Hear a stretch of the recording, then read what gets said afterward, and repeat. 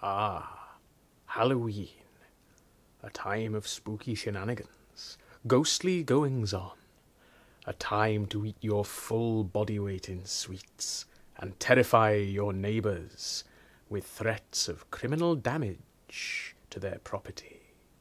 But is there more to this time of year than gorging yourself on fun-sized candies, carving large gourds into strange shapes, and watching neo-pagan people get naked around a bonfire? Yes, and that's what this video is about. So today we're going to look at some of the Welsh traditions of Halloween. You may have heard the Goidelic word Sauin used instead of Halloween, and effectively that marks the start of winter. It's the sort of Celtic festival marking the start of the dark half of the year. It's potentially from a Celtic word that means the end of summer or something to do with the end of summer, but debate continues linguistically on what it actually means. Effectively, everybody can honour the gods, enjoy a break after harvest time. There's lots of ritual sacrifice involved, feasting, boozing, leaving offerings, making animal sacrifices and vegetable sacrifices of fruit and things like that. But in Welsh, we don't say Samhain. Samhain is a Goidelic word, so the Gaelic languages, Gaelic in Ireland, Gaelic in Scotland, Manx will use variations on Samhain. Welsh is a Brittonic language, and we say Calan Gaeaf, which literally means the calends of winter. Calan, calends, Gaeaf, winter. So, it's the beginning of winter. It's basically the same thing.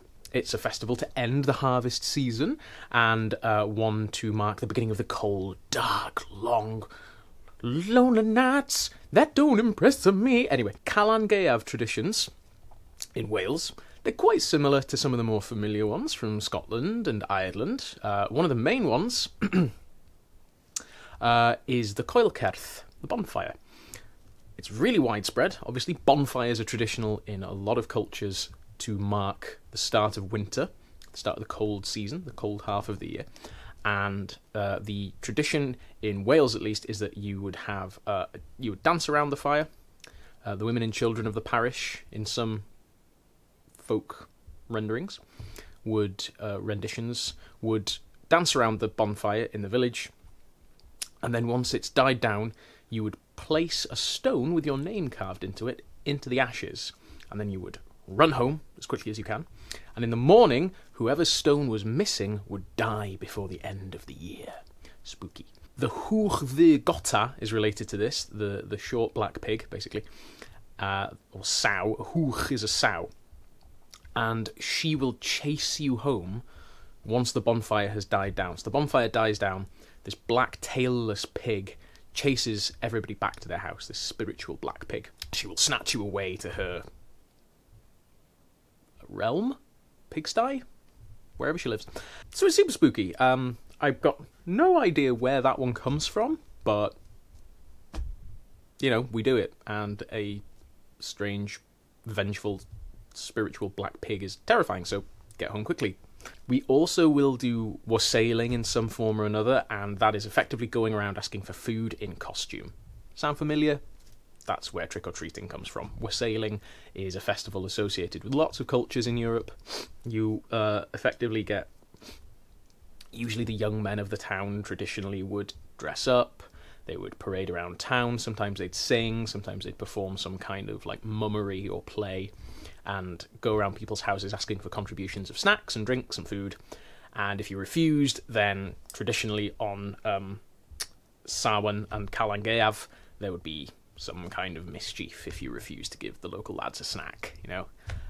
So it's kind of the legitimizing of young men behaving really badly and rudely to their neighbours, but yeah, 'tis all in good fun. So this has been practised for well over a couple of centuries, but it's not a massive part of the Welsh tradition of Calan Gaeaf. It is more of a Samhain tradition. There is a midwinter wassailing tradition in Wales, but I'll do a video about that later on in the year. It involves the famous Mari Lwyd, the grey mare. Jack-o'-lanterns are really an Irish Samhain tradition more than they are a Welsh Calan Gaeaf tradition. But one figure who is part of it is Gwyn mab Nudd, Gwyn, the son of Nudd, and he appears in lots of Welsh folklore and legend. He appears in the tale of Cilhwch and Olwen as a member of King Arthur's court. He is also, later on, the king of the fairies, Brenin y Tylwyth Teg, and he commands the Cân Annwn, and Cân Annwn, or Cân Annwn, are the dogs of the fairy world. Annwn, or Annwn, is the fairy realm. So, Gwyn mab Nudd, being the king of the fairies later on, has control over this pack of dogs, and his job is the lord of the wild hunt, the leader of the wild hunt, which goes around taking people's souls to the netherworld.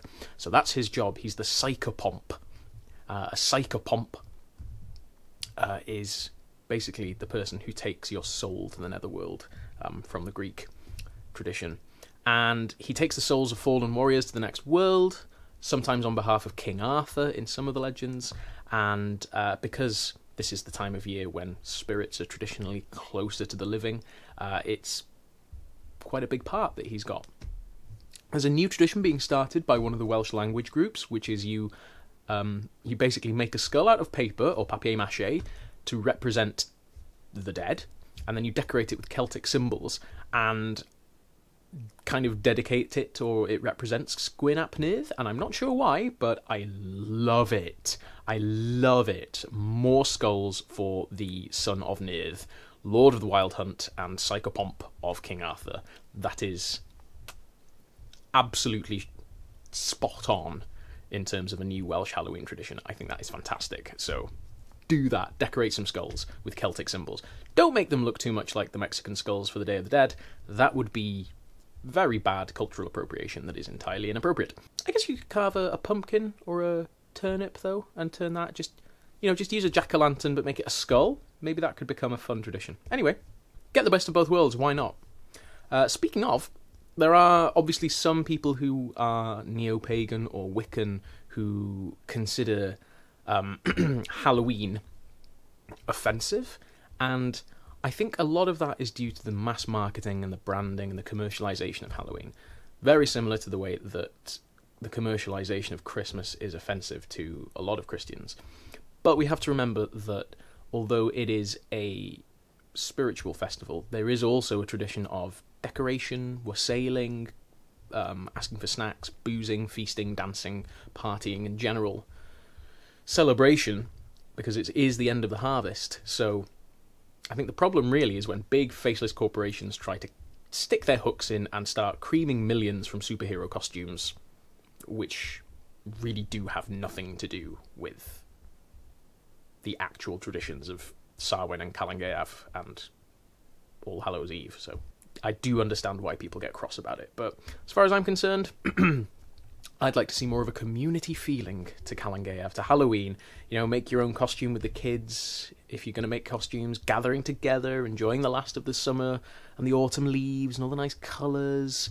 Remembering community is extra important in the winter months after the harvest, that kind of thing. If you combine that with an animal sacrifice to, I don't know, Tutatis, why not? He doesn't get much attention these days. Yeah, seems to me like you're pretty safe.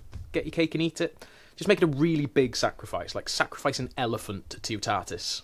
I'm sure he'd like that. I'm sure he'd like an elephant. Now, they're not as popular as they used to be, but remember that this is traditionally also the end of apple picking season. This is the end of the apple harvest. So a lot of the traditions associated with Calan Gaeaf and Samhain as well naturally revolve around apples. So cider making, mulling, juicing apples, making sweets from apples, like toffee apples. I used to love toffee apples when I was a kid. The really bright red ones that are full of food colouring that you get over here, they are excellent. They're super bad for you. And I've definitely pulled out a couple of fillings on them, but they are worth it. So yeah, that's why apple games like Cotavalla and suspending apples from the ceiling or from a branch and trying to eat the apple and it gets toffee all over your face. That's why they're a part of the Halloween tradition, is because it's the end of the apple harvesting season. Cinnamon and apple is much more evocative of kind of the start of the cold months than pumpkin spices for me. And obviously the reason pumpkins are a big part of Halloween is because the native pumpkin in North America is so much easier to carve into a jack-o'-lantern than a turnip, they've become really, really popular. If you're a wood carver, gouges, very good for carving turnips. So, if you want to usher in the winter months in what you might call a traditional Welsh Calan Gaeaf way, you can get your bubble together, your COVID bubble, get yourself a nice bonfire going if you have the space and you have permission, get your little community together, burning hot wax just dropped on my fingernail, and it was not fun. Mull some cider, have some apple-based games, bob for apples, make your own toffee apples, suspend some apples from the ceiling or from tree branches. I mean, who doesn't love delicious, sweet, fruity treats? Pop your stones in the embers of your bonfire, run into the house to escape the hwch the gota, and get cosy as the evenings draw in. So, there you go. That's some Welsh Halloween traditions for everybody there. I hope you enjoyed this video. If you did, please do like and subscribe. It's lovely to see so many people liking and subscribing. This video's coffee shout-out goes to all the anonymous coffee supporters. So thank you, anonymous beneficiaries. It is very, very kind of you and very lovely of you to remain spookily anonymous whilst also supporting my channel and the work I'm doing. So diolch yn fawr iawn am wylio, unwaith eto. Thank you very much once again for watching. Calan Gaeaf, lawen I bawb. Happy Halloween.